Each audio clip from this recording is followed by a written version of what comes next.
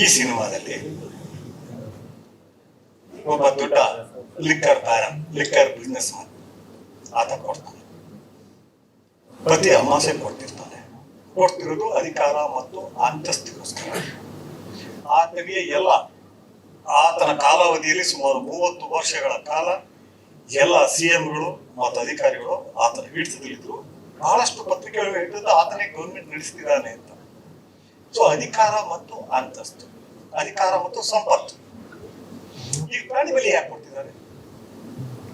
ಎಲ್ಲರೂ ಈಗ ಕಪಾಳಂ ಆಗ್ಲಿ, ಹುಲಿಯೂರಂ ಆಗ್ಲಿ, ದುರ್ಗಿ ಆಗ್ಲಿ, ಕಾಲಭೈರವ ಆಗ್ಲಿ ಎಲ್ಲಾ ದೇವರು ಸ್ವಲ್ಪ ಕೊಡ್ತಾ ಇದಾರಲ್ಲ, ಏನು ಕೊಡ್ತಿದ್ದಾರೆ? ಏನು ಒಳ್ಳೇದಾಗ್ಲಿಂದ ಕೊಡ್ತಿದ್ದಾರೆ? ಒಳ್ಳೇದು ಅಂದ್ರೆ ಅಧಿಕಾರ ಮತ್ತು ಸಂಪತ್ತು.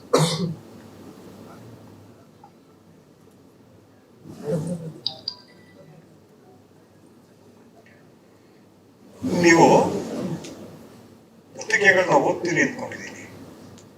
ಮೊನ್ನೆನೂ ಬಂದಿದೆ ಪತ್ರಿಕೆಯಲ್ಲಿ, ಗಂಡ ಹೆಂಡತಿ ಇಬ್ರು ಒಬ್ರು ಕೊಟ್ಟಿದ್ದಾರೆ. ಕೇವಲ 3 ದಿನದಿಂದ. ಕೇರಳದಲ್ಲಿ 2 ತಿಂಗಳಿಂದ ಕೊಟ್ಟಿದ್ದಾರೆ. ಆಮೇಲೆ ದೊಡ್ಡ ಸೈಂಟಿಫಿಕ್ ಎಸ್ಟಾಬ್ಲಿಷ್ಮೆಂಟ್ ನಲ್ಲಿ ಜಿನೇವಾದಲ್ಲಿ ಕೊಟ್ಟಿದ್ದಾರೆ. ಶಿವನ ವಿಗ್ರಹ ಇಟ್ಬಿಟ್ಟು ನಿಮ್ಗೆ ಸಿಗುತ್ತದೆ, ವಿಡಿಯೋ ಸಿಗುತ್ತೆ. ಎಲ್ಲ ಕ್ವಾಂಟಮ್ ಫಿಸಿಸ್ಟ್ ಅಲ್ಲಿ ಕೊಟ್ಟಿದ್ದಾರೆ. ಮತ್ತು ಇವತ್ತಿಗೂ ನಡೀತಾ ಇದೆ ಮತ್ತು ಪೇಪರ್ ಬರ್ತಾನೆ ಇದೆ. ಇದು ಜಾರ್ಖಂಡಲ್ಲಿ ಕೊಟ್ಟು, ಉತ್ತರಾಖಂಡಲ್ಲಿ ಕೊಟ್ಟು, ಕೇರಳದಲ್ಲಿ ಕೊಟ್ಟು, ಕರ್ನಾಟಕ ಹಳ್ಳಿಯಲ್ಲಿ ಕೊಟ್ಟು ಬರ್ತಾನೆ ಇದೆಯಲ್ಲ.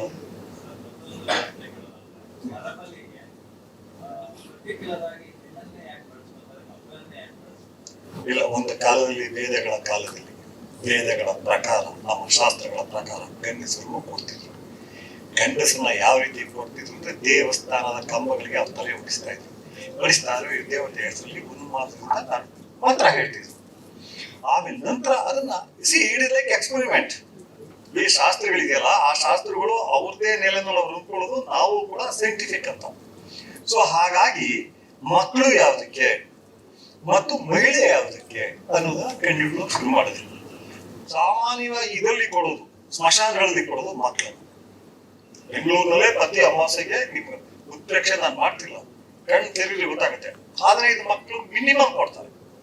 ಅದನ್ನ ಇದು ಮಕ್ಕಳು, ನಾನು ಜವಾಬ್ದಾರಿ ಮನುಷ್ಯ, ಯಾರನ್ನೋ ಇದು ಮಾಡಕ್ಕೆ ಶಾಕ್ ಮಾಡಕ್ಕೆ ಹೇಳ್ತಲ್ಲ. ಆದಿನ ಇದು ಮಕ್ಕಳನ್ನ ಕೊಡ್ತಿರೋ ಜನ ಹೇಳ್ತಾರೆ, ಯಾರ್ಯಾರು ನಮ್ಮ ಕೈಲಿ ಮಾಡಿಸ್ತಾರೆ ಅಂತ ಹೇಳ್ತಾರೆ.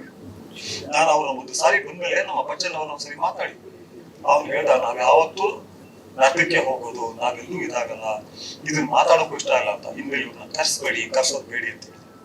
ನಾವು ಡಿಸ್ಟರ್ಬ್ ಆಗ್ಬಿಡ್ತೀವಿ, ಕರ್ಸೋದ್ ಬೇಡಿ. ಯಾಕೆ ಆದ್ರೆ ಮಹಿಳೆಯನ್ನ ಸಾಮಾನ್ಯವಾಗಿ ಕೊಡೋದು ಗೋಪ್ಯವಾದ ಸ್ಥಳಗಳಲ್ಲಿ.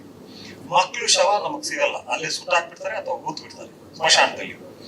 ಮಹಿಳೆಯರ ಶವ ಅದು ಹೂಳೋದಕ್ಕೆ ಅಥವಾ ಇದು ಮಾಡೋದಕ್ಕೆ ದೊಡ್ಡದಲ್ಲ, ರಸ್ತೆನಲ್ಲಿ ಎಸಿತಾರೆ. ಅದು ಬೇರೆ.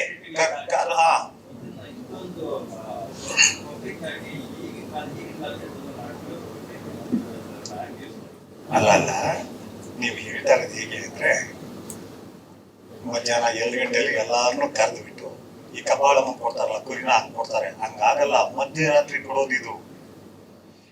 ಇದು ಪಬ್ಲಿಕ್ ಇದಕ್ಕೆ ಬರೋದೇ ಇಲ್ಲ, ಆ ಗುಂಪಿಗೆ ಮಾತ್ರ ಗೊತ್ತಿರುತ್ತೆ. ಕಳ್ತನ ಮಾಡ್ದಾಗೆ, ಕಳ್ತನ ಮಾಡೋದು ಕ್ಯಾಮ್ರಾ ಇಟ್ಬಿಟ್ಟು ಜನ ನೋಡಿ ಅಂತ ಹೇಳಿ ಮಾಡ್ತಾನ, ಪೊಲೀಸ್ ಬನ್ನಿ ಅಂತ ಹೇಳಿ ಮಾಡ್ತಾನ. ಎಷ್ಟು ಕಳ್ತನ ಸಿಗೋದಿಲ್ಲ? ಆಗ್ತಿರೋ ಕಳ್ತನಗಳಲ್ಲಿ ಸಿಗೋದೇ ಒಂದು 25% ಅಷ್ಟೇ. ಕಾರಣ ಏನಂದ್ರೆ ಪೊಲೀಸ್ ಅದಕ್ಷರಲ್ಲ, ಆದ್ರೆ ಮಾಡೋನು ಅದು ತಪ್ಪಿಸಿ ಮಾಡ್ತಾ ಇರ್ತಾನೆ. ಹಾಗೆ ಇದು ನಡೆಯೋದು ಗೋಪ್ಯ ಸ್ಥಳಗಳಲ್ಲಿ ಇವತ್ತು ನಡೀತಾ ಇದೆ.